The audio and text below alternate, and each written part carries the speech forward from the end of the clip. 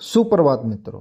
आज मैं आप लोगों को बैगिंग मशीन के बारे में बताने वाला हूं कि बैगिंग मशीन कैसे काम करती है, उसका प्रोसेस क्या क्या होता है और उसमें प्रॉब्लम्स कौन कौन सी आती हैं और जो प्रॉब्लम्स आ रही हैं वो किस वजह से आ रही हैं, कौन से इक्विपमेंट की वजह से आ रही हैं। ये सारी चीज़ें हम कैसे आइडेंटिफाई करेंगे और जब बैगिंग मशीन की क्लीनिंग करना है हमें तो उस समय क्या क्या चीज़ें ध्यान रखनी है। तो चलिए जल्दी से वीडियो को स्टार्ट करते हैं। ये जो आप लोग के सामने दिख रहा है ये डिस्चार्ज गेट का सिलेंडर है। एक इस तरफ सिलेंडर है, एक इस तरफ, दोनों एक ही टाइम में यूज होता है। अब आप लोगों को जो दिख रहा है ये 5 एसओबीज हैं, मगर यहाँ 6 होना चाहिए। एक नाइफ गेट के लिए एसओबी होनी चाहिए, लेकिन हमने अभी यूज नहीं कर रखा है। जब भी ज़रूरत होती है नाइफ गेट क्लोज करने के लिए तो हम दूसरे एसओबी का ईयर मैनुअल यूज करके उसको ऑपरेट करा के सिलेंडर को, नाइफ गेट को बंद कर देते हैं। 5 एसओबी जो आप लोग देख रहे हैं, पहली एसओबी हम यूज कर रहे हैं डिस्चार्ज गेट के लिए। डिस्चार्ज गेट में 2 सिलेंडर लगे हुए हैं। पहले क्या होता है कि एसओबी से निकलकर एक सिलेंडर में जाता है, वहाँ टी लगी होती है और उसके साथ में ही वहाँ से पाइप घूम के दूसरे सिलेंडर के लिए आता है। जैसे इसमें सिंगल आपको दिख रहा है, वहाँ टी वाला दिख रहा होगा और इसके ऊपर जो लगा है वो एयर फ्लो कंट्रोल वाल्व है। अब देखते हैं कि दूसरी एसओवी का क्या यूज है। पहला एसओवी का आपने देखा डिस्चार्ज गेट के लिए है। दूसरा एसओवी जो है वो कोर फ्लैपर को ऑपरेट कराने के लिए है। एसओबी जो है वो सिग्नल देगा सिलेंडर को, सिलेंडर ऑपरेट कराएगा कोर फ्लैपर को। और तीसरा एसओबी जो है वो फाइन फ्लैपर को ऑपरेट कराने के लिए है। तीसरा एसओबी सिग्नल देगा सिलेंडर को, सिलेंडर ऑपरेट कराएगा फाइन फ्लैपर को। ये जो आप देख रहे हैं ये फ्लो कंट्रोल वाल्व है, इससे हम फ्लो कंट्रोल कर सकते हैं। अब ये देखिए इसमें से बोरी निकल रही है, किसी ने डाल दिया है या फिर ऊपर से आई है। इसके ये जो बोरी जहाँ से हमने निकाला वहाँ देख रहे होंगे आप, हमने ये मैग्नेटिक सिस्टम है। मैग्नेटिक सिस्टम का काम ये होता है कि एक तो अगर मान लीजिए कि चीनी का बुरादा ना आके बड़े बड़े टेपर टाइप के बन जा रहे हैं, वो आ रहे हैं तो उसको रोकने में सक्षम है, या कोई भी अनडिजायरेबल मटेरियल आ रहा है तो उसको भी रोकने में ये सक्षम है। जैसे ही बोरा ही दिखा आपको, तो बोरे को इसने रोक रखा था, नीचे नहीं जाने दिया। और सबसे मेन काम इसका जो है वो कोई भी मेटल अगर आ रहा है, मान लीजिए कि बहुत बार होता है कि नट आ जाता है, बोल्ट आ जाता है, कोई भी मेटल है तो वो चीनी के साथ में नहीं जाने देता है। ये क्या करता है, इसको अपने में चिपका लेता है। मैं आपको दिखा रहा हूँ कि बहुत छोटे छोटे कण आप लोगों को अभी दिखेंगे जो इसके साथ में आए हुए हैं। ये देखिए ये ब्लैक कलर के दिख रहे हैं ना, ये सारे धातु हैं जो छोटे छोटे कण के रूप में चीनी में सम्मिलित होकर आए थे और जिसको मैग्नेट सिस्टम ने रोका और चीनी को जाने दिया और जो भी मेटल के कण में ने उसको सेपरेट कर लिया। ये जो बॉक्स दिख रहा है इसमें मिडिल का सिलेंडर है जो मिडिल के फ्लैपर को ऑपरेट कराता है। मैं इसको ओपन नहीं करूँगा क्योंकि बहुत टाइट तरीके से हमने बांधा हुआ है और ये ऑलरेडी क्लीन है, इसमें शुगर गई नहीं है। तो 4 आप लोग समझ गए कि 4 एसओबीज किस किस के लिए यूज होते हैं। पहला मैंने जो बताया था डिस्चार्ज गेट के लिए, दूसरा कोर के लिए, तीसरा फाइन के लिए और चौथा मिडिल फ्लैपर को ऑपरेट कराने के लिए। तो ये 4 हो गए।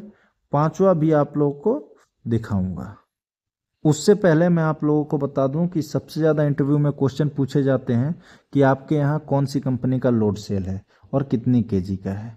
तो हमारे यहाँ इलेक्ट्रॉनिक्स का लोड सेल है और 100 केजी का है। बहुत जगह 110 120 का भी आता है, यही है लोड सेल। और कितने लोड सेल हैं, तो हमारे यहाँ 2 है, बहुत जगह 3 लोड सेलों वाली मशीन भी आती है और डुप्लेक्स टाइप भी मशीन आती है, मगर हमारी सिंप्लेक्स है। ये आप जो देख रहे हैं ये गेट्स हैं, fine core middle. SOB signal देता है सिलेंडर को, सिलेंडर ऑपरेट कराता है इन्हीं गेट्स को। अब हम 5वां एसओबी किस लिए यूज किए हैं वो देखते हैं। पांचवा एसओबी हमने बैक क्लैंप्स के लिए यूज किया है। बैक क्लैंप के लिए 2 सिलेंडर होते हैं, लेकिन एक ही एसओबी से इसको कमांड आती है, दोनों एक ही बार में ऑपरेट होते हैं। ऑपरेट कब होते हैं? ये लिमिट स्विच है जो इसको मैंने हाथ लगाया है अभी, और इसी लिमिट स्विच को टच करने से ये सिलेंडर ऑपरेट होता है, बैक क्लैंप ऑपरेट होता है। बैगिंग मशीन को ऑपरेट करने के लिए हमारे पास पहले 009 हाईटेक का कंट्रोलर था, मगर मैंने इसको चेंज करवा के पीएलसी ले ली है। ये सीमेंस की पीएलसी है। तो इसकी जो प्रोग्रामिंग मैंने करवाई है, पहले एक बार आपको प्रोग्रामिंग डिस्कस कर देता हूँ। प्रोग्रामिंग ये मैंने करवाई है कि जैसे ही सिस्टम का पावर ऑन होगा, सबसे पहले एसओबी को कमांड जाएगी, जो नाइफ गेट ऊपर लगा है उसको ओपन करेगी, और उसके बाद जैसे ही ऑपरेटर साइकिल ऑन का कमांड देगा, उसके बाद सबसे पहले middle flapper open and close होगा अकॉर्डिंग टू वेट सेट। उसके बाद फाइन वाला जो फ्लैपर है वो ओपन क्लोज होगा अकॉर्डिंग टू वेट सेट, और उसके बाद सुपर फाइन वाला ओपन क्लोज होगा अकॉर्डिंग टू वेट सेट। इन तीनों के बाद जैसे ही ऑपरेटर बोरा लगा के और लिमिट स्विच प्रेस करेगा, बैक क्लैंप क्लोज हो जाएगा और डिस्चार्ज गेट सिलेंडर ओपन हो जाएगा। तो चीज़ें प्रोग्रामिंग में बहुत इंपॉर्टेंट है। पहली है कि आपका जब डिस्चार्ज गेट ओपन होगा तो क्लोज कब होगा? तो क्लोज तब होगा जब प्लस माइनस 1.5 kg वेट उसमें आ जाएगा तो वो क्लोज हो जाएगा।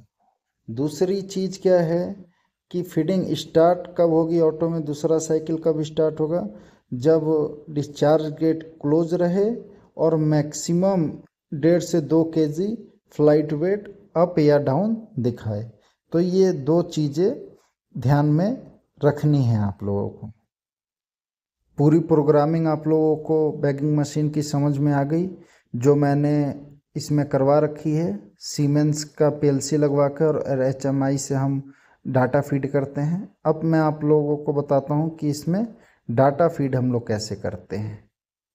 मैं आप लोगों को पहले पैनल दिखा देता हूँ। ये देखिए, मैंने सीमेंस की पीएलसी यूज कर रखी है S7-200, और इसमें डाटा ऑनलाइन के लिए ये आप देख रहे होंगे, सर्वर भी हमने यूज कर रखा है। तो ज़्यादा कुछ क्रिटिकल नहीं है, और इसकी लाइफ भी अच्छी है, फास्ट भी अच्छा है।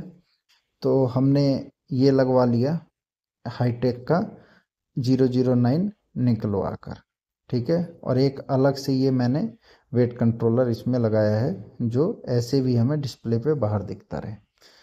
तो अब मैं आप लोगों को दिखाता हूँ कि HMI में कैसे हम फीड करते हैं, कि हमें मिडिल में कितना चाहिए, फाइन में कितना चाहिए, ये सारी चीज़ें। अब HMI पे जाएंगे और सबसे पहले इंजीनियरिंग में पासवर्ड डालेंगे। इसमें मैंने पासवर्ड लॉक करा रखा है कि सेटिंग हर कोई चेंज ना कर पाए। तो इंजीनियरिंग में जाके सबसे पहले हम यूज़र नेम, आपका जो भी यूज़र नेम होगा वो डाल दीजिएगा। जैसे मेरा एडमिन है तो एडमिन हमने डाल दिया। उसके बाद आप लोगों को पासवर्ड डालना है, जो भी पासवर्ड है वो डाल देना है। एडमिन देखिए डाल दिया। पासवर्ड आपका जो भी है, जैसे मेरा 6-8 टाइम है या आपका 7-4 टाइम है, जो भी आप पासवर्ड रखें, उसके बाद इंटर करके ओके प्रेस कर देना है। प्रेस कर दिए। उसके बाद सबसे इधर जो है वो है रेसिपी। देखिए रेसिपी में हमने 2 ले रखा है रेसिपी, एक है 50 kg के लिए, एक है 25 kg के लिए। 50 kg के लिए रेसिपी आपने बना रखा है, उसमें मिडिल और कोर सेट करेंगे, और उसके बाद अपने आप ही फाइन वाला वो अपने आप ही ले लेगा। ये देखिए ये अलार्म है, ये सेटिंग में है। ये देखिए हमने मिडिल 41, कोर 7, और उसने अपने आप ही जो बचा 2 उसने फाइन में ले लिया, ठीक है। तो ये 2 सेट करना है, सबसे पहले टारगेट, फिर मिडिल, फिर कोर, फिर फाइन। और मिडिल और कोर फाइन को जैसे आप ट्यून करेंगे उसके अकॉर्डिंग स्पीड बढ़ती घटती भी है। यहाँ से स्पीड की दिक्कत यहाँ से भी हम सेट करते हैं। और एक मैंने जो प्रैक्टिकल वे में बताया था, वो जो फ्लो वाल्व था, उससे भी हम स्पीड कंट्रोल करते हैं। ये मैनुअल के लिए है कि आपको एक एक करके चेक करना है, एसओबी को प्रेस करके। ये सारे आईओस दिए हुए हैं कि कितने DIDO हमने यहाँ ले रखे हैं और कितने स्पेयर हैं, ये सारा कुछ इसमें डिस्प्ले में दिखाता है। पीएलसी लगवाने से 2-3 फ़ायदे हुए हैं। इसकी स्पीड बढ़ गई है और चीज़ें आसान हो गई हैं। फॉल्ट तुरंत मालूम पड़ जाता है, ये तुरंत अलार्म में दिखा देता है कि यहाँ से ये दिक्कत है। तो आशा करता हूँ दोस्तों कि आप लोग को भी बहुत अच्छा लगा होगा ये वीडियो। अगर ये वीडियो अच्छा लगा हो तो चैनल को सब्सक्राइब कर लीजिएगा, वीडियो को लाइक करिएगा और कमेंट करके बताइएगा कि वीडियो कैसा लगा। Thank you.